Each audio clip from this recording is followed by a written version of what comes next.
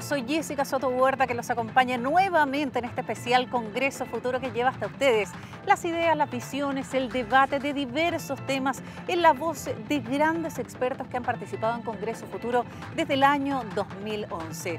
Los dejo con el autor de Sapiens, de Animales a Dioses, una breve historia de la humanidad, y de Homo Deus, una breve historia del mañana. Una de las voces más escuchadas en cuanto a la evolución de la humanidad.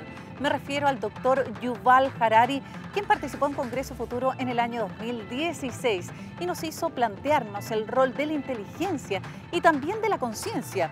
Nos dijo que si hablábamos de inteligencia artificial, ¿por qué no de conciencia artificial? Los dejo entonces con Yuval Harari y su charla. ¿Superará la inteligencia artificial a la inteligencia biológica? ¿Hasta dónde?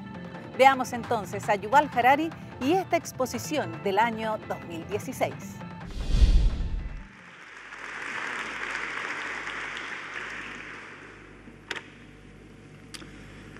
Okay, so in contrast to the previous two a diferencia de las otras dos presentaciones, voy a hablar desde una perspectiva social y económica y política en vez de técnica. Y lo que vamos a ver en el siglo que viene es a lo mejor la revolución más significativa, no solamente en la historia, sino también en la biología, en la historia de la vida misma en la Tierra. Estamos enfrentando lo que podemos llamar el gran desacoplamiento entre dos cosas que hasta ahora siempre han ido de la mano. Eso es la inteligencia y la conciencia. Hemos hablado sobre la inteligencia artificial, pero no hemos hablado sobre la conciencia artificial. Y la inteligencia y la conciencia son dos facetas súper diferentes. ¿Y qué es la conciencia? Es algo muy difícil de definir, pero es una experiencia subjetiva.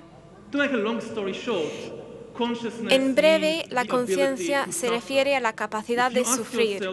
Si uno se pregunta a sí mismo si algo tiene conciencia o no, la pregunta más básica es si esa entidad puede sufrir. El ordenador que tengo frente mío es muy inteligente, pero no puede sufrir. Los robots pueden hacer muchas cosas, pero no pueden sufrir.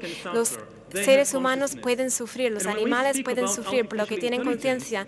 Cuando se trata de la inteligencia artificial y sus grandes avances y los ordenadores y los robots durante las últimas décadas, hay que recordar que existe ningún avance en la conciencia artificial, no hay avances. Los ordenadores del día de hoy no son más conscientes de lo que eran hace 30 o 60 años.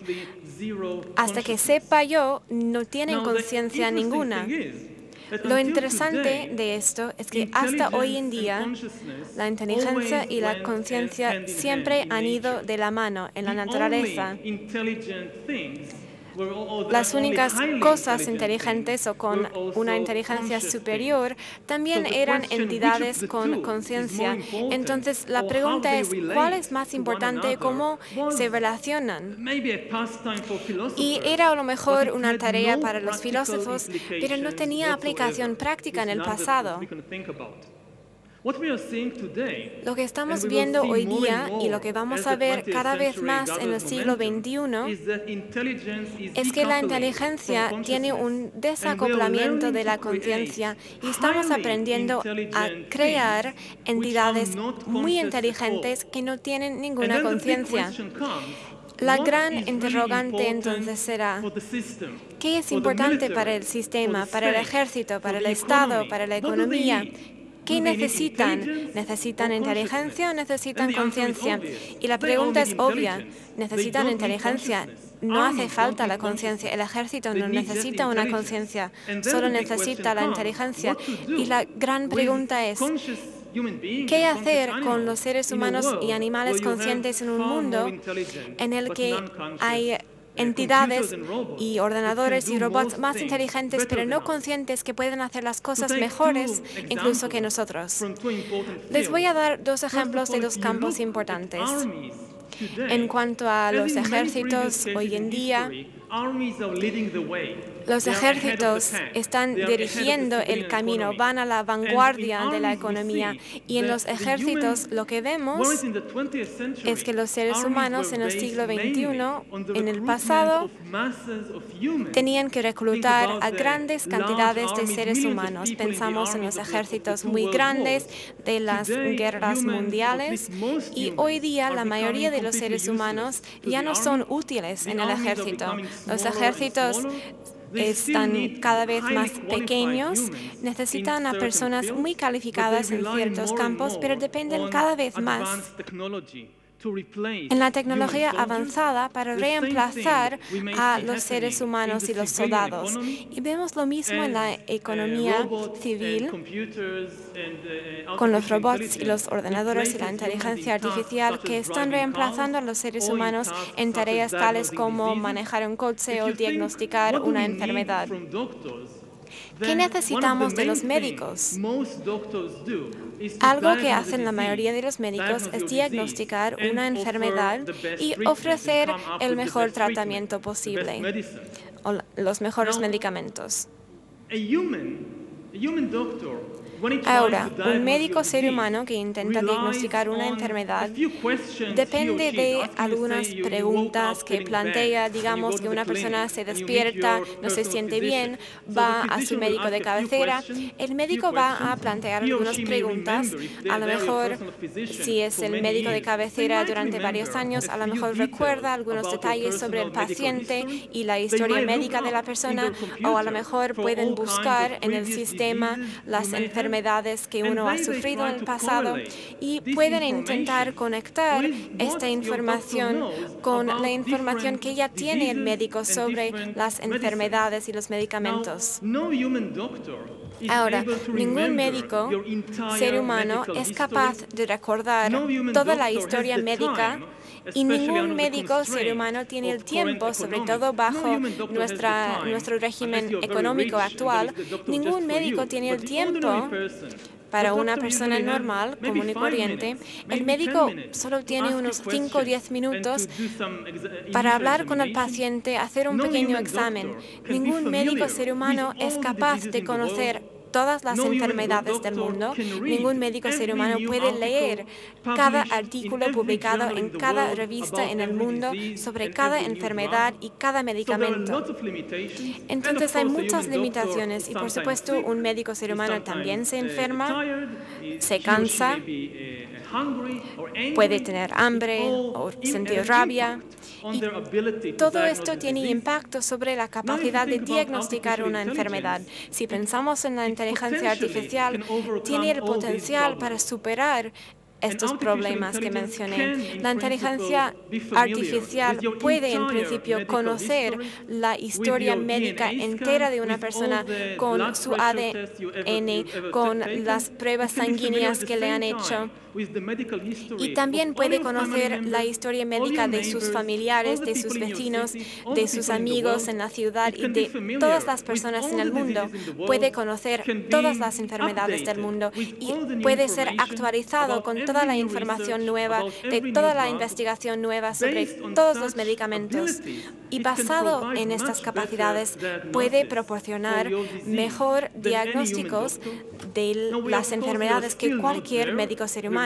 Por supuesto que no hemos llegado a esta etapa, pero nos estamos acercando, como por ejemplo con el ordenador Watson de IBM. ¿Conocen Watson, verdad? No hemos llegado a la etapa que yo les describí. Existen algunos obstáculos técnicos, pero hay que recordar que para superar esos obstáculos solo hay que superarlos una vez. En cuanto al médico ser humano, para capacitar a otro médico hay que empezar desde cero, ¿verdad? Un ser humano tiene que estudiar medicina durante 10 años o 12 años y luego tiene que participar en más capacitaciones y al final solo se produce un médico. En el caso de la inteligencia artificial, incluso si costara 100.000 millones para superar los obstáculos tecnológicos actuales, que actualmente impiden que la inteligencia artificial pueda reemplazar al médico. Este es un problema que solamente hay que resolver una vez y ahí podríamos producir una cantidad infinita de médicos, porque la misma solución se aplicará a todos los casos. Vemos que el potencial de la inteligencia artificial en varios campos puede reemplazar o tener mayor rendimiento que los seres humanos en el mercado laboral. Y la gran pregunta económica y política para el siglo XXI es si los seres humanos, o la mayoría de los seres humanos, van a convertirse en casi inútiles. La respuesta es que ya hemos pasado por esta etapa. Hasta hace 100 años la gente tenía miedo de la industrialización y la mecanización que podría reemplazar a los seres humanos. Y de hecho, la mayoría de los trabajos que los seres humanos realizaron hace 100 años o 200 años en la agricultura y la industria, hoy día se realizan por robots y ordenadores. Pero eso no quiere decir que los seres humanos somos inútiles, solo que estamos haciendo otros trabajos, sobre todo en el sector de servicios. Y estos trabajos requieren menos capacidades físicas y más capacidades cognitivas. Pero la gran interrogante no se trata de si habrá nuevos trabajos en el siglo XXI. Obviamente habrá nuevos trabajos. La gran pregunta es si los seres humanos serán capaces de llevar a cabo esos trabajos mejores que los ordenadores y la inteligencia artificial. Y ahí la respuesta no es tan clara. No queda claro que siempre podremos encontrar algo que la inteligencia humana puede hacer mejor que la inteligencia artificial. Básicamente, los seres humanos tienen dos capacidades: capacidades físicas y capacidades cognitivas. Con la revolución industrial en el siglo XIX y siglo XX, los robots y las máquinas suplantaron a los seres humanos en las capacidades físicas y los reemplazaron en ese campo físico. Y la mayoría de los seres humanos, sobre todo en las economías avanzadas, empezaron a trabajar en trabajos más cognitivos. Ahora, cuando la inteligencia artificial tiene un mayor rendimiento en cuanto a las capacidades cognitivas, desconocemos si hay un tercer campo de capacidades que va a permitir a los seres humanos a tener otros trabajos que los ordenadores no les pueden quitar. En las películas de ciencia ficción, cuando los seres humanos compiten contra los robots o un ordenador,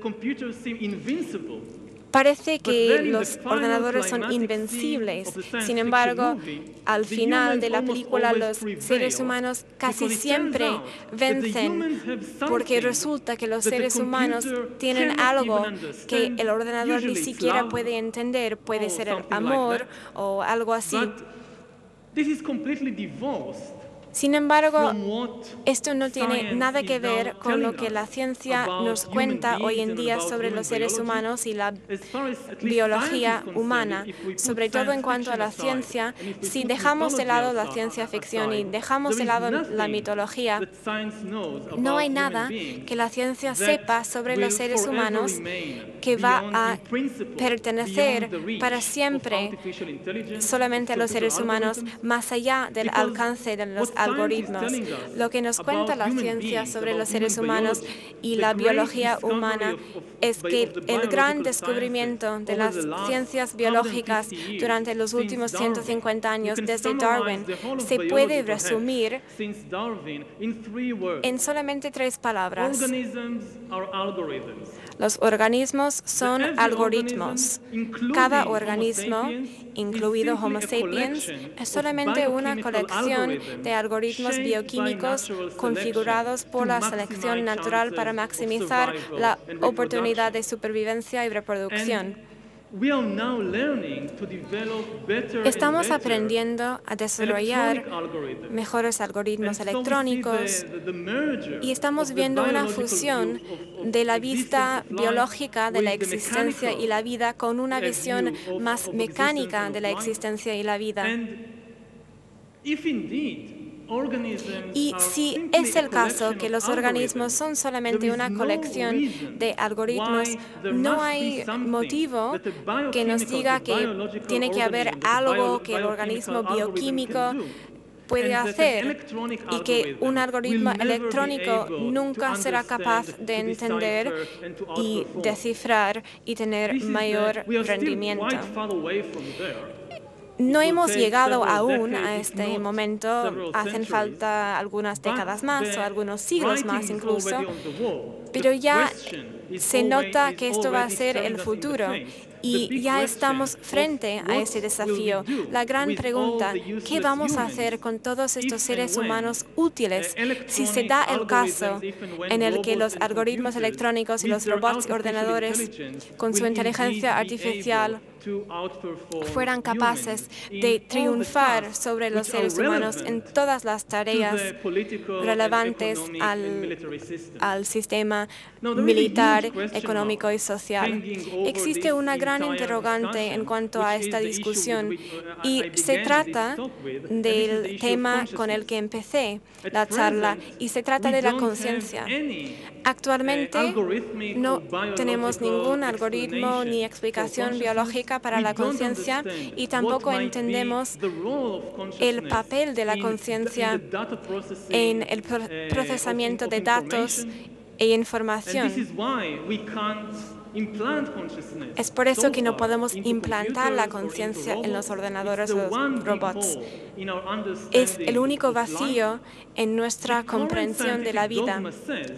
El dogma científico actual dicta que la conciencia es algún producto, subproducto de procesos bioquímicos y electroquímicos en el cerebro, pero actualmente es solamente un dogma. Nadie ha podido demostrar cómo se disparan esas neuronas en el cerebro y cómo esto genera experiencias subjetivas como el amor, el odio, la rabia. Y más allá de esto, nadie ha podido explicar cuál sería la utilidad de contar con experiencias tan subjetivas para la supervivencia y reproducción de los organismos. Entonces, esta es una gran interrogante pendiente, pero si el dogma científico de hoy día es correcto, es decir, que en 20 años o 50 años más podremos encontrar la explicación para la conciencia. Y parece probable que los seres humanos, tal como los conocemos hoy día, en el largo o incluso corto plazo, serán vencidos por la inteligencia artificial. Entonces, la gran pregunta del siglo XXI, y concluyo con esto, es ¿qué hacer con todos los seres humanos inútiles? Tal como en el siglo XIX, la revolución industrial creó una nueva clase masiva del proletariado y la política del siglo XIX y siglo XX giraba en torno a la pregunta ¿qué hacer con esa nueva clase urbana? En el siglo XXI, de nuevo estamos enfrentando la creación de una gran clase de seres humanos inútiles, miles de millones de seres humanos, y la gran pregunta económica y política será ¿qué hacer con esos seres humanos inútiles? Gracias.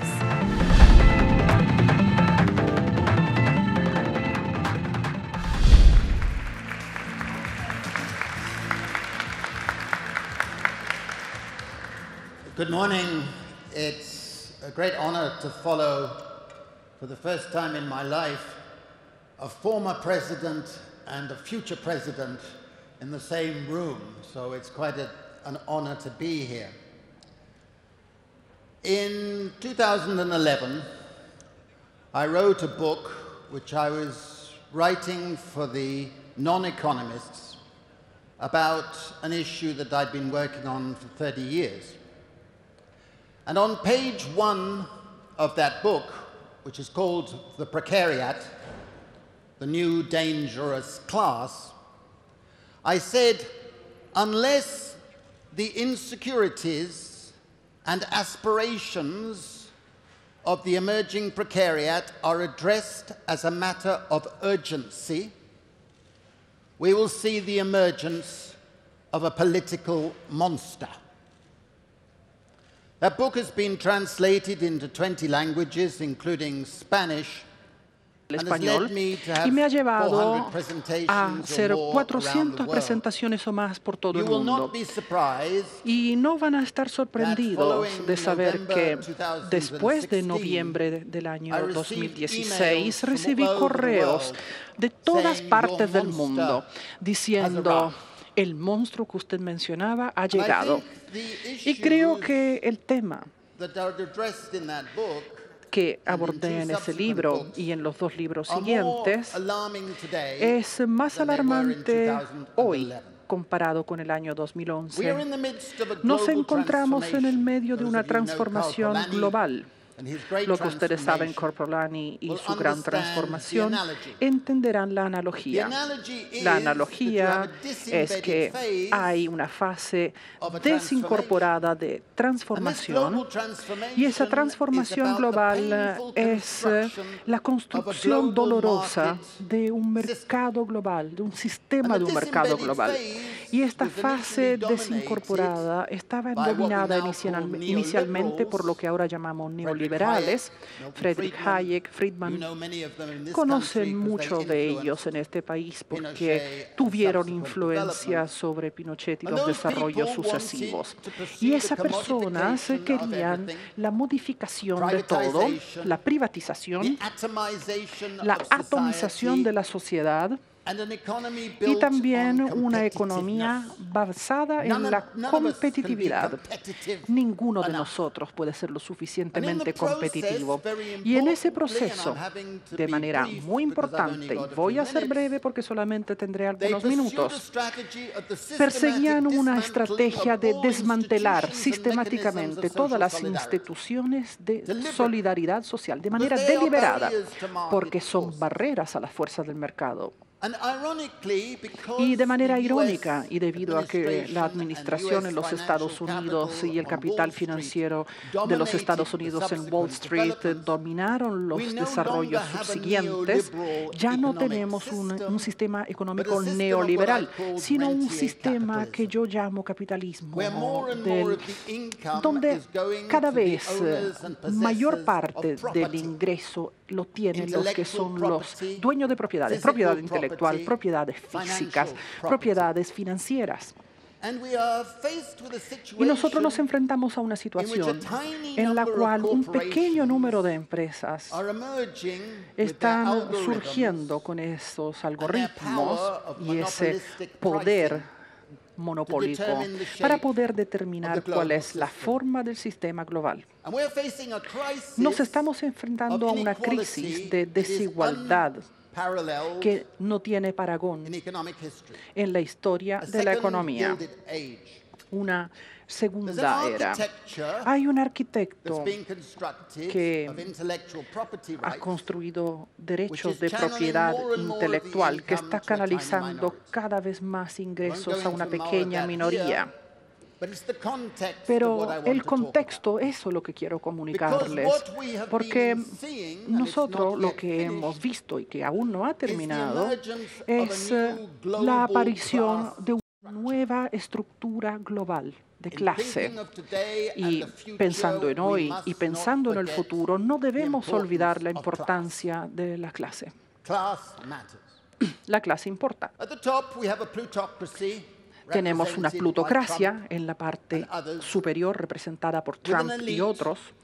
Luego una élite que toma todos los ingresos también. Por debajo de ellos está el antiguo proletariado que está desapareciendo. Y por debajo de ellos, en términos de ingresos, están los que se encuentran en estado precario. Pueden ser definidos estos últimos en 3 dimensiones. La primera, las personas que se encuentran en la fase precaria han sido habituadas. Se le ha dicho, acepta una vida de mano de obra o trabajo inestable. Más importante aún, ellos no tienen una narrativa ocupacional para darle a sus vidas. Ellos están viviendo vidas a trocitos, a pedacitos. Tienen que hacer mucho trabajo para el trabajo, trabajar para lo que no reciben una compensación adecuada. Su nivel de educación tiende a ser más o menos parecida al tipo de trabajo que ellos esperan obtener. Eso significa que esas personas están viviendo una vida de inseguridad existencial. La segunda dimensión de los que viven en situación precaria es que tienen que basarse en salarios monetarios, salarios que caen en términos reales y que son más volátiles a la vez y que no les dan ninguna movilidad social hacia arriba. Han perdido beneficios como pensiones, vacaciones pagadas y también licencias médicas pagadas por este tipo de cosas. También han pedido beneficios estatales, por ejemplo, pruebas, condicionalidades. Muchos de ellos no califican para beneficios adecuados y decentes, entre comillas. Tienen deudas, un accidente, una enfermedad y caen al lumpen, caen al estado de indigencia. Una vida muy precaria. Y más importante es que están viviendo una vida de inseguridad económica. Y no puede haber seguridad en esto. Puede dejárseles caer encima en cualquier momento. Y la tercera dimensión son los millones y millones de personas que se encuentran viviendo en estadio precario.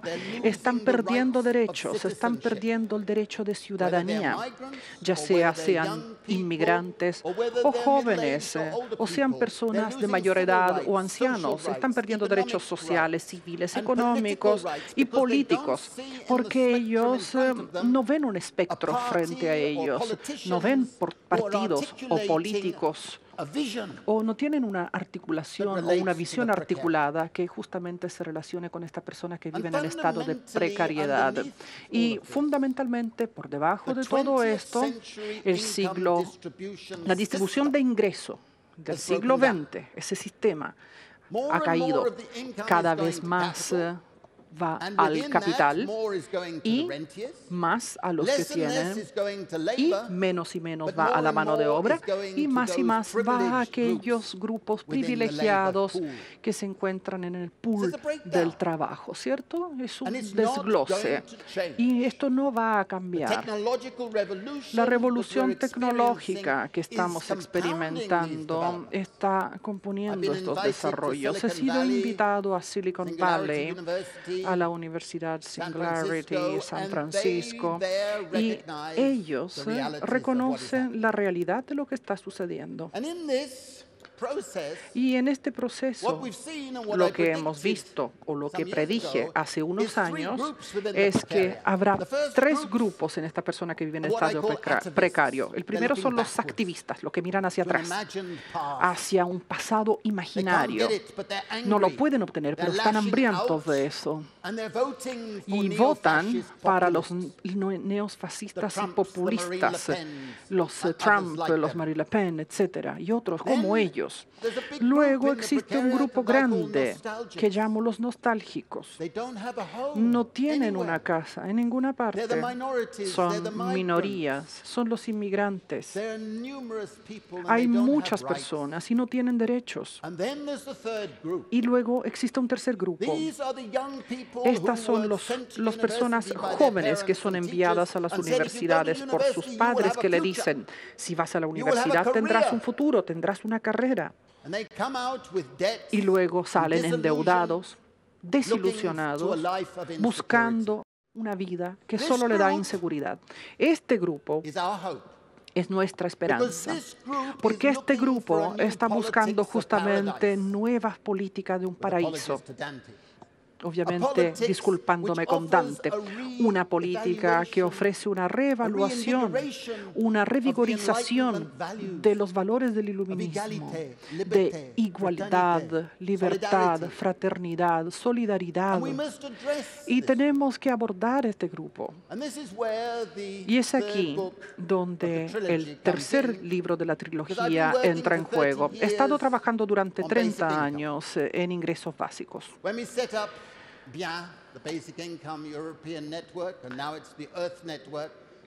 La red europea ahora es la red mundial porque se han unido muchas redes sudamericanas también. Nosotros éramos considerados como peligrosos y malos, ¿cierto? Probablemente comunistas o esto o lo otro, recibíamos insultos. Pero durante los últimos años, de repente, nos convertimos en respetables. Algo muy extraño, ¿cierto? No quiero ser demasiado respetable. Pero de repente, las personas de todo tipo de orientaciones y proveniencias, incluso los billonarios de Silicon Valley, los de izquierda, los de derecha, están diciendo, sí, un ingreso básico puede o debería ser parte del futuro. El motivo por el cual apoyo justamente un ingreso básico es fundamentalmente ético, moral. El ingreso y el bienestar de cada uno de nosotros en este salón tiene mucho más que ver con la ética y los logros de nuestros ancestros hacia muchas generaciones atrás, más que con lo que nosotros hacemos ahora. Si ustedes permiten la herencia privada del patrimonio o bienestar, deberían pensar entonces en una cuota de este bienestar o patrimonio colectivo que cada hombre, persona y niño en Chile o en el Reino Unido o en cualquier otro país debería tener una cuota de eso, un dividendo, una parte de ese patrimonio colectivo. Es un valor fundamental de justicia social. Si son religiosos y yo no soy religioso, pero si ustedes son religiosos, pueden justificar un ingreso básico como un tipo de compensación por el hecho de que Dios le ha dado a las personas talentos distintos y por lo tanto los que no tienen talentos buenos merecen una compensación. La justicia social es el más importante. Segundo, el ingreso básico dado de manera individual, como derecho, sin condiciones, excepto de que se obedezca a la ley, les dará un sentido de libertad aumentada. Les dará la libertad que cada mujer en este salón conoce, la libertad de decir que no. Por ejemplo, no a burocracia, no a un esposo opresivo, a lo que sea. La capacidad de saber decir que no. Si uno no puede decir que no, no tiene libertad. Pero también les da a las personas una sensibilidad o sensación de libertad republicana, de poder caminar en la sociedad como un ser igual a otro y saber que no son sujetos de dominación de otros porque tienen un poco de libertad. Hicimos pilotos en la India y eso fue el hallazgo más importante que llegamos luego de años de investigación. Las mujeres nos dijeron, me dio la capacidad de sentirme libre en mi propia sociedad. Me dio la capacidad de decir que no. Y la capacidad también de sentir que yo podía tomar decisiones por mí misma. La libertad significa que los valores emancipatorios del ingreso básico son mayores que el valor monetario. Esto está en el libro, produce evidencia. Los dejo entonces con la duda. Más allá de la libertad, el ingreso básico, incluso si es un nivel módico, le da a las personas un sentido de seguridad básica. Sabemos que los psicólogos nos han enseñado que las personas que son inseguras pierden sus capacidades mentales, su cociente intelectual y su ancho de banda simplemente se angostan. Su capacidad de tomar decisiones estratégicas acerca de su vida, de la política y de otros temas se ve disminuido. La inseguridad es una enfermedad. Y aquí estamos, en una etapa de la historia donde el patrimonio y el ingreso global crece y hay millones y millones de personas en los países más ricos que se encuentran inseguros y de manera crónica. Un ingreso básico les da a las personas una seguridad básica. Y hemos visto en pilotos en distintos países, en Canadá, en la India, en África, y ahora lo estamos viendo en Finlandia y en otros lugares, que esa pequeña seguridad hace que las personas sean más altruistas, sean más tolerantes hacia los extraños, sean más responsables desde el punto de vista social. Pero aquí viene otra justificación. Estamos enfrentando un futuro de inteligencia artificial, donde pocos gigantes corporativos, Facebook, etcétera, Amazon, entre otros, están moldeando la manera en la que nosotros pensamos, cómo nos comportamos. Están trabajando con algoritmos para poder manipularnos a todos, nuestras emociones, nuestro juzgamiento político, criterio político, nuestras decisiones como consumidores, nuestro ser. Y en ese proceso nosotros necesitamos construir un sentido de lucha en contra de esa tendencia a futuro. Necesitamos reforzar nuestras capacidades y en ese proceso es muy importante que tengamos un mayor sentido de control de nuestro tiempo. El ingreso básico, como descubrimos, fortalece el valor del trabajo, del cuidado, del trabajo comunitario, del trabajo reproductivo, durante o por sobre los dictados del trabajo, ¿cierto? El trabajo es creativo, es parte de nuestra sociedad, es parte de los comunes. Eso es lo que deberíamos tratar de fomentar. Un ingreso básico no es la panacea, pero es alcanzable y eso fomentaría el trabajo. También, y tengo un capítulo completo al respecto, fomentaría los valores de la distracción, del pasarlo bien, por sobre el consumismo. Le daría a las personas la sensación de que pueden pasar más tiempo en desarrollarse ellos mismos y desarrollar las capacidades de poder soportar los Trumps y los manipuladores, ¿cierto?, que los están rodeando con terror y con inseguridad. Los insto a todos, sin importar su color político, ya sea de izquierda o derecha, en tratar de encontrar un lugar para avanzar hacia el ingreso básico, mínimo, como derecho de cada hombre, de cada mujer y de cada niño. Muchísimas gracias.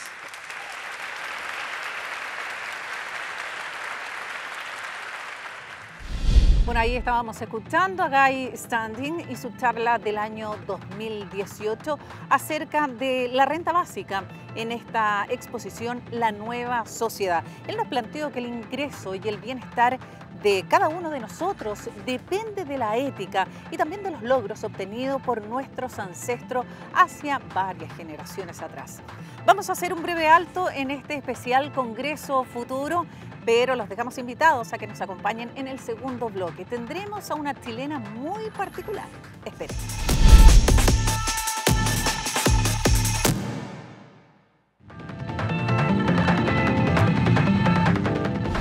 Hemos regresado en este especial Congreso Futuro que lleva hasta ustedes las distintas visiones de grandes expositores que han participado en este evento que nació de la Comisión Desafíos del Futuro del Senado y que cuenta con el apoyo de la Academia Chilena de Ciencias, las distintas universidades, la sociedad civil, el mundo privado y también el mundo público, y que año a año trae a las mentes más brillantes para exponer acerca de los desafíos del siglo XXI, expositores nacionales y también internacionales. Nos vamos a quedar en este segundo bloque con una chilena, ella es Susan Bueno. Ella es doctora en Ciencias Biomédicas de la Universidad de Chile y también es investigador asociado del Instituto Milenio de Inmunología e Inmunoterapia. Nos habló acerca de la conciencia del cuerpo. Veamos qué nos dijo.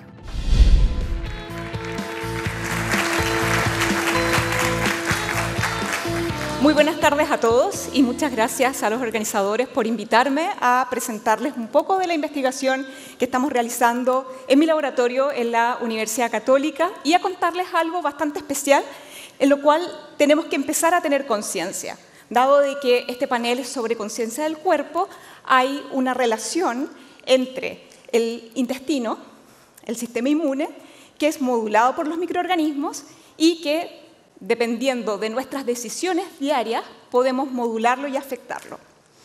Entonces, primero voy a partir contándoles qué son los microorganismos.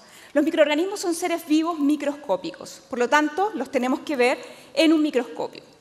No son visibles a simple vista, pero están alrededor de todos nosotros. En este minuto estamos rodeados totalmente de microorganismos. ¿Y qué tipo de microorganismos son los que existen? Tenemos las bacterias, los protozoos, los hongos y los virus. Todos nosotros nos acordamos de estos microorganismos porque son parte de lo que hemos conocido por toda nuestra vida como microorganismos infecciosos, ¿verdad? Pero tengo que decirles que solamente el 1% de los microorganismos de este tipo son microorganismos que causan enfermedad, el resto son muy beneficiosos. Ahora, pueden colonizar lugares que son bastante diversos, como por ejemplo el fondo marino o incluso los tejidos de los mamíferos. Y en este punto es donde yo quiero que tomemos conciencia de cómo nos ayudan estos microorganismos y cómo tenemos que cuidarlos. Ahora, ¿cómo los podemos estudiar? Durante mucho tiempo lo hemos podido estudiar principalmente a través de medios de cultivos en el laboratorio, pero solo una cantidad muy baja de estos microorganismos pueden cultivarse en el laboratorio y por lo tanto durante muchos años no conocimos todos los microorganismos que estaban presentes por fuera de nosotros y dentro de nosotros. Actualmente se han desarrollado técnicas de biología molecular que nos han permitido identificar a los microorganismos a través de su material genético, el DNA. Con esta información y con estas tecnologías hemos descubierto que estamos totalmente rodeados de microorganismos y que son fundamentales para nuestra salud.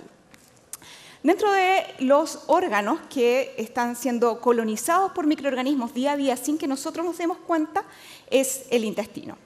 El intestino es un órgano que nosotros utilizamos y que lo conocemos como el necesario para poder digerir nuestros alimentos. Y dentro de este intestino vamos a tener un grupo de microorganismos que se denomina la microbiota. La microbiota intestinal, entonces, va a ser todos los microorganismos que viven sobre y dentro de nosotros y que son necesarios para nuestra salud. Si nosotros miramos el intestino y nos damos cuenta y analizamos por estas metodologías que les comenté anteriormente cuántos microorganismos tenemos en cada uno de estos sectores del intestino, tenemos que en el estómago tenemos menos de 1000 microorganismos. Cuando bajamos hacia un sector que se denomina el intestino delgado, encontramos que va aumentando la cantidad de microorganismos que están presentes. Luego, cuando llegamos a una parte más posterior, que es el intestino delgado que toma contacto con el intestino grueso, tenemos una cantidad mucho mayor de microorganismos y, de hecho, el intestino grueso, que muchos de ustedes deben conocerlo bien porque o tenemos colon irritable o tenemos algún problema de salud relacionado con el colon, están poblados por miles de millones de microorganismos. Sin ellos no podemos vivir. Entonces, si miramos en qué consiste el sistema digestivo, que está rodeado y cubierto por esta cantidad de microorganismos, el sistema digestivo es necesario para la digestión de los alimentos. ¿Y por qué necesitamos alimentarnos? Necesitamos alimentarnos porque dentro de los alimentos van a estar los nutrientes requeridos para que todos nuestros tejidos puedan funcionar apropiadamente y podamos obtener la energía. Dentro de los elementos que necesitamos y tenemos que obtener de los alimentos está los macronutrientes, que son las proteínas, las grasas y los carbohidratos, y también los micronutrientes, que son parte de los minerales y las vitaminas. Ahora, cuando nosotros decidimos alimentarnos, identificamos el alimento, lo ingerimos, lo masticamos y lo tragamos, llega a un sector del tracto digestivo, que es el estómago, que es muy ácido y que degrada estos alimentos triturados y los convierte básicamente en un líquido. Este líquido va a pasar hacia el intestino delgado, en donde dos órganos sumamente importantes, que es el páncreas y el hígado, van a secretar una serie de componentes que van a permitir que estos alimentos se digieran, y estos totalmente digeridos, ya están en las moléculas más pequeñas para poder ser absorbidas, pasan al intestino delgado, y en el intestino delgado van a tener un largo tránsito para poder ser traspasado desde el lumen intestinal hacia la sangre y nuestros tejidos. Ahora, si nosotros miramos el intestino delgado, ¿cuál es la función de este órgano? Principalmente es absorber todos los nutrientes que fueron ya degradados por las enzimas del estómago, del hígado y del páncreas. Entonces, este intestino tiene que tener una capacidad y una superficie suficiente para poder absorber todos estos nutrientes. Para esto, el intestino está formado por una serie de pliegues, miles de pliegues, en los cuales se encuentran unas estructuras que se denominan vellosidades intestinales. Si miramos las vellosidades intestinales de una forma microscópica, nos damos cuenta que están formados por una capa única de células que nos separa del medio externo y del medio interno. Medio externo están los nutrientes, medio interno está el sistema circulatorio, que nos va a permitir transportar ahora todos estos nutrientes desde el intestino hacia el resto de nuestros tejidos.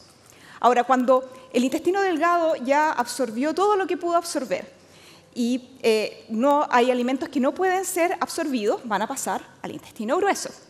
Y en el intestino grueso se va a absorber el líquido que no ha sido absorbido por el intestino delgado, se van a formar las deposiciones, vamos a seguir adquiriendo todos los nutrientes que obtuvimos de esta alimentación y lo que no nos sirve lo eliminamos. Ahora, dentro de este proceso, el intestino no funciona solo. Es necesario, sobre todo en la parte del intestino grueso, que existan estos miles de millones de microorganismos. Ahora, ¿cómo llegaron estos miles de millones de microorganismos a nuestros tejidos? Primero, tenemos que saber que dentro de todos nuestros órganos que pueden estar colonizados por microorganismos, el intestino delgado y el intestino grueso son los que tienen la mayor cantidad. Estos microorganismos se originan o los heredamos básicamente desde nuestra madre, la cual a través del canal del parto o a través del canal del parto y durante también el proceso de gestación se empieza a transferir los microorganismos de la madre al hijo. En ese proceso, una vez que el niño nace, específicamente cuando nacemos por parto normal, pasar por el canal vaginal, recibimos todos los microorganismos que están presentes en este sector, que son de nuestra madre. Y posteriormente vamos a recibir los microorganismos a través de la leche materna y algunos también sustratos desde la leche materna para que estos microorganismos puedan crecer.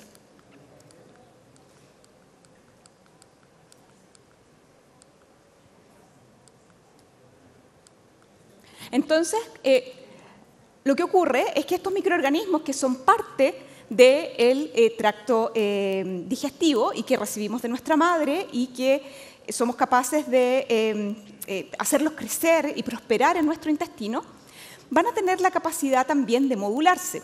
No son estáticos y lo que las modula va a depender de nuestros alimentos, de lo que comemos día a día, de nuestros factores genéticos y también va a depender de nuestra alimentación y estilo de vida.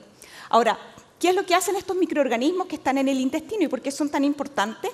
Van a permitir entonces que nosotros podamos adquirir alimentos que no vienen necesariamente o nutrientes que no vienen necesariamente en los alimentos, como por ejemplo algunas vitaminas y algunos ácidos grasos de cadena corta. Del mismo modo, también estos microorganismos nos van a proteger de otro tipo de microorganismos que nos forman parte de nuestra flora normal y que nos causan enfermedad. También una de las funciones fundamentales de la flora microbiana es poder modular y generar que el sistema inmune se desarrolle. Ahora, en términos del desarrollo del sistema inmune, podemos darle un rol sumamente importante al intestino y a los microorganismos que forman parte de este tejido a través de poder modular y enseñarles a nuestro sistema inmune cómo podemos defendernos. Ahora, nuestro sistema inmune básicamente es también, entre comillas, un órgano, pero que está diseminado por todo nuestro cuerpo. Este órgano que está diseminado por todo nuestro cuerpo está compuesto por células y factores solubles. ¿Y qué es lo que pasa? Es que las células que forman el sistema inmune tienen como función poder defendernos de los microorganismos patógenos y por lo tanto siempre van a estar presentes en zonas de nuestro cuerpo en donde posiblemente podríamos tener contacto con microorganismos dañinos y también con compuestos dañinos. Ahora, lo que ocurre es que nuestro sistema inmune tiene que cumplir un rol sumamente difícil, porque tiene que saber y aprender qué es lo dañino y al mismo tiempo tiene que reconocer nuestros propios tejidos como un tejido que no hay que atacar. Y muchas veces nuestro sistema inmune lamentablemente se confunde y empieza a atacar nuestros propios tejidos y por lo tanto se genera lo que se denomina las enfermedades autoinmunes. Entonces, ¿cómo nuestros microorganismos que están presentes en el intestino van a poder modular la función del sistema inmune? Cuando se produce el nacimiento y se empieza a desarrollar el sistema inmune, lo que ocurre es que las células del sistema inmune se van a ubicar en el intestino. Y en el intestino hay órganos que se denominan las placas de Peyer. Y las placas de Peyer son sectores o tejidos en donde se va a ubicar el sistema inmune. Entonces, el sistema inmune, como les comentaba, va a reconocer a los microorganismos que están presentes, que pueden ser patógenos, pero puede confundirse y atacar nuestros propios órganos, como la tiroides, nuestro sistema nervioso central, nuestros pulmones, todos nuestros tejidos como algo extraño y atacarlo. Entonces, cuando hay una condición de salud, tenemos el epitelio intestinal que, como ustedes pueden ver, está formado por células que están unas al lado de otras y que están, entre comillas, selladas. Y por lo tanto, fuera de nuestro cuerpo, en el lumen intestinal, se van a encontrar los microorganismos beneficiosos y por el otro lado se van a encontrar las células del sistema inmune. Y esta interacción entre estos tres elementos va a permitir que el sistema inmune, por una parte, reconozca lo que es dañino y esto se los enseñan los microorganismos que son parte de nuestra flora normal y al mismo tiempo van a aprender a reconocer cuáles son los elementos que no deben atacar. Estas son las placas de Peyer. Este es un corte real de un intestino, en donde vemos microscópicamente las vellosidades intestinales y estos elementos que se ven de un color más oscuro son los tejidos donde se encuentran las células del sistema inmune. Entonces, como vemos los microorganismos en la parte de arriba, en el medio las células del epitelio intestinal y abajo las células del sistema inmune. Esta interacción va a permitir entonces que nuestras células puedan regularse y puedan atacar lo dañino y tolerar lo propio. Ahora, ¿qué pasa? Cuando estamos en una condición de enfermedad, como por ejemplo alguna infección, también pueden ser enfermedades autoinmunes en donde se produce excesiva inflamación, medicamentos, alimentos que son inflamatorios o tenemos una alergia alimentaria, este equilibrio se rompe y por lo tanto nuestras células epiteliales que forman el intestino pierden esta capacidad de estar juntas unas con otras y se separan. Y esto es lo que se denomina la permeabilidad intestinal. Cuando esto ocurre, existe la posibilidad de lo que está en el lumen intestinal que se traspase hacia la zona más profunda de los órganos y por lo tanto puede activar el sistema inmune de manera normal y también puede generar enfermedades inflamatorias. Uno de los elementos que puede causar este daño en el epitelio intestinal y que se rompa este equilibrio son las enfermedades infecciosas. En mi laboratorio nosotros estudiamos la gastroenteritis infecciosa y que consiste, todos en algún minuto hemos tenido gastroenteritis, ¿verdad? Nos hemos comido algo que estaba contaminado y terminamos con dolores, espasmos abdominales o fiebre, deshidratación, vómitos, diarrea y que en los casos más severos puede causar la muerte. Entonces, cuando consumimos un alimento infectado, y en este caso les voy a mostrar el ejemplo de una bacteria que estudiamos en mi laboratorio que se denomina Salmonella. Esta bacteria le gusta vivir en los huevos de las gallinas. Cuando tomamos estos huevos de las gallinas y las utilizamos para generar un alimento preparado como la mayonesa y no lo guardamos a una temperatura apropiada, lo que va a ocurrir es que vamos a consumir a la bacteria presente en esta comida preparada. Va a causar la gastroenteritis, va a causar la diarrea y puede contaminar el medio ambiente. En países en los cuales no hay tratamientos de agua o se utiliza el agua directamente de los regadíos para beber, puede generar una nueva reinfección que hace que mucha gente se comprometa, o en algunos casos puede ser usada para regar algunas verduras y frutas que se comen crudas, y por lo tanto también puede generar un alto número de individuos que se infecten. Y también puede reinfectar a las aves, las cuales a su vez van a volver a colocar huevos que están siendo contaminados con esta bacteria. Esta bacteria tiene una capacidad bastante importante de afectar los tres elementos claves que hemos hablado hoy día. Por una parte, modifica la microbiota intestinal y la elimina. Por otra parte, es capaz de invadir las células del epitelio intestinal y también es capaz de invadir y matar algunas células del sistema inmune que se encuentran en esta zona subepitelial. Adicionalmente, esta bacteria es capaz de esconderse al interior de una célula en particular del sistema inmune, que se llama célula dendrítica, y esta célula la transporta hacia órganos más profundos y puede generar una inflamación y una infección muy grave. Ahora, ¿qué acciones nosotros tenemos que tomar para evitar que los microorganismos nos afecten y nos alteren este equilibrio tan importante entre el intestino, el sistema inmune y nuestra microbiota?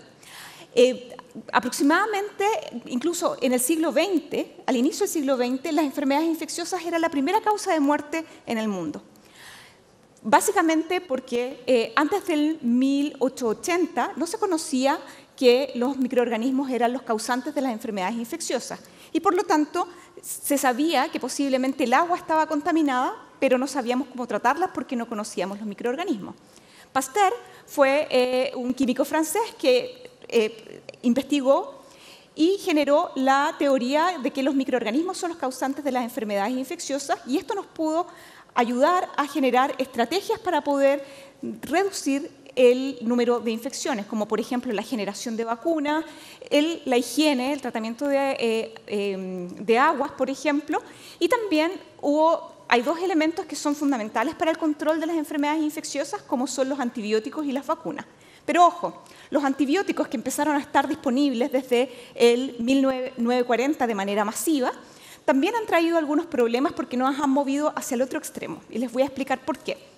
Básicamente, ya sea por uso excesivo de antibióticos, es decir, usarlos cuando no se necesitan, cuando hay infecciones que no son bacterianas, o incluso en lugares no regulados, en donde los animales de producción son tratados con antibióticos para engorda, aumentan nuestra exposición a este tipo de compuestos, que lo que hacen, básicamente, si en la parte superior observamos cómo debe ser una microbiota normal, en la parte inferior observamos que el uso de antibióticos va a reducir y va a transformar la diversidad de microorganismos que están en nuestro intestino y, por lo tanto, nos puede hacer mucho más susceptibles a inflamación y también a infección por otro tipo de microorganismos, sin hablar de lo que implica la resistencia a antibióticos.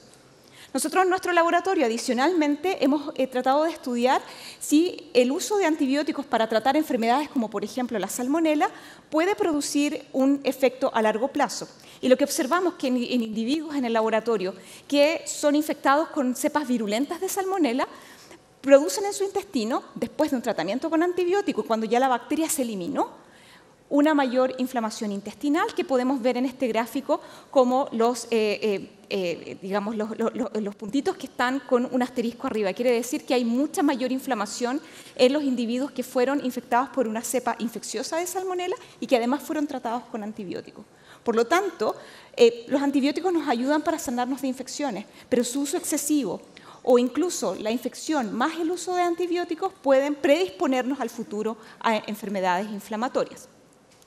Nosotros creemos que básicamente lo que ocurre es que la infección con este microorganismo que se denomina salmonela, cuando lo tratamos con antibióticos, favorece que se quede viviendo toda la vida al interior de unas células del sistema inmune que van a favorecer la infección sistémica.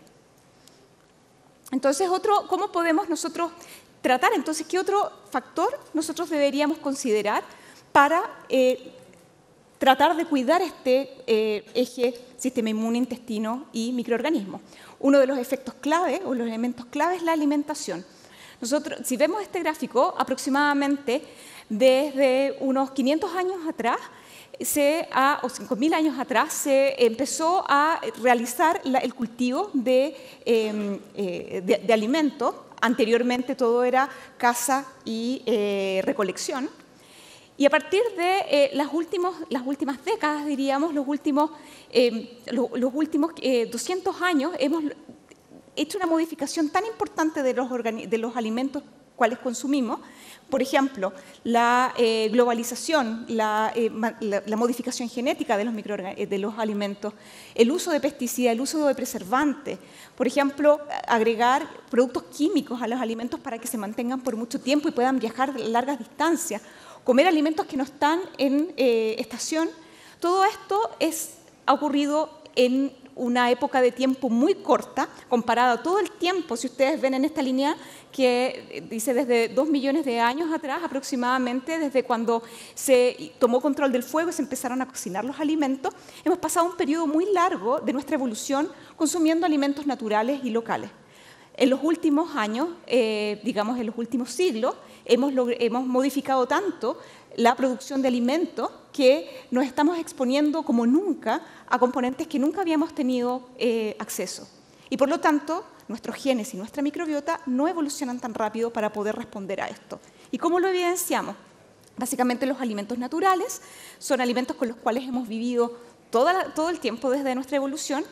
Y actualmente tenemos una disponibilidad tan grande de alimentos procesados, de alimentos refinados y la presencia de preservantes, que esto ha tenido y se ha demostrado que tiene un efecto en la microbiota. Básicamente los alimentos que son naturales y que son altos en fibra son requeridos para un crecimiento apropiado de los microorganismos que están en nuestro intestino y que nos ayudan a regular todo esto. ¿Qué pasa con alimentos que son altos en azúcares, por ejemplo? Lo que hacen es que los microorganismos que les gusta el azúcar van a proliferar mucho más rápido que los microorganismos que son beneficiosos, van a producir productos que van a inflamar nuestro intestino y al mismo tiempo van a activar nuestra respuesta inmune. Por lo tanto, no es de extrañarse que en los últimos, digamos, 50 años tenemos esta epidemia de enfermedades inflamatorias, síndrome metabólico, obesidad o diabetes. Entonces, también los alimentos son importantes como una fuente de nuevos microorganismos que están constantemente repoblando nuestro intestino, como por ejemplo los alimentos fermentados que antiguamente se preparaban en casa y estaban crudos y estaban llenos de microorganismos, los yogurt, el kéfir, la leche natural y los quesos, que la industria de los quesos se basa en que los microorganismos sean capaces de fermentar la leche y producir este elemento que todos los disfrutamos tanto. Sin embargo, ¿cuál es el escenario que tenemos hoy en día? Que no tenemos tiempo de preparar estos alimentos, que tenemos que preocuparnos de no infectarnos con microorganismos y por lo tanto todo tiene que estar estéril. La leche, digamos, los alimentos fermentados vienen pasteurizados, es decir, sin microorganismos. Los yogurt vienen en cajas que duran aproximadamente 1 año, sin microorganismos. La leche también se procesa, se esteriliza, viene sin microorganismos y el queso actualmente, como lo conocemos, viene incluso en sobres cerrados cada uno. Entonces, nuestra exposición a microorganismos que nos pueden enriquecer nuestra microbiota intestinal se ha reducido fuertemente. Por otro lado, también tenemos a través de la ingestión diaria de, por ejemplo, alimentos que los guardamos en envases plásticos y que pueden liberar productos químicos que afectan nuestro intestino, el uso indiscriminado, por ejemplo, de antiinflamatorios u otro tipo de drogas, la contaminación de las aguas con algunos metales pesados o el uso de herbicidas y pesticidas. Todos estos elementos los consumimos a través de los alimentos, los cuales necesariamente van a afectar nuestra microbiota, porque nuestra microbiota lo puede tomar directamente nuestras bacterias y pueden eliminar algunos que son beneficiosos. También pueden modificar los químicos que son procesados por el hígado para ser eliminados de manera segura y los microorganismos pueden volverlos a formas tóxicas. También estos compuestos pueden eliminar y reducir fuertemente los microorganismos que están en el intestino o también pueden cambiar la actividad metabólica de estos microorganismos. Por lo tanto, todo esto lo que consumimos, nuestras decisiones diarias de higiene, de qué tipo de alimentos consumimos, si conocemos lo que estamos consumiendo, son fundamentales para mantener este equilibrio. ¿Y cuál es mi recomendación? No son ni nuevas drogas, ni nuevas vacunas, ni nuevas terapias, sino que algo tan simple como conocer la fuente de nuestros alimentos y cocinar en casa. Conocer los alimentos que vamos a consumir. Cuando son alimentos que no son naturales, leer las etiquetas y ver qué es lo que tienen. Si hay más de 5 o 6 ingredientes en un alimento, hay que poner banderas rojas porque posiblemente vamos a estar consumiendo compuestos químicos que van a afectar a nuestra microbiota. Cocinar en casa y invitar a nuestra familia a compartir nuestra mesa, además de ser un acto saludable, es un acto de amor. Y además los invito a todos los chilenos a disfrutar de todas las cosas maravillosas que tenemos en nuestro país, toda la diversidad y toda la maravilla de los alimentos que producimos localmente, a descubrirlos y conocerlos. Finalmente, quiero terminar agradeciendo a la Pontificia Universidad Católica, donde yo soy profesora asociada y tengo mi laboratorio y hacemos investigación en esto, a todos los colaboradores nacionales e internacionales que nos ayudan a avanzar en la ciencia, a todas las fuentes de financiamiento, el Instituto Milenio, Corfo, el Consorcio en Biomedicina, Fondesit y, por supuesto, lo más importante son los investigadores jóvenes, que son parte de mi laboratorio y que son los que hacen los experimentos. Muchas gracias.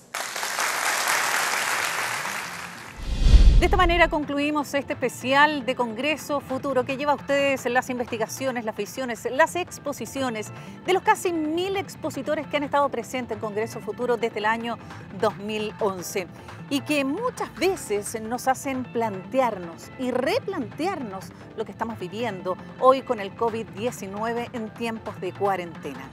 Los dejo invitados a que nos juntemos mañana a las 10 de la noche.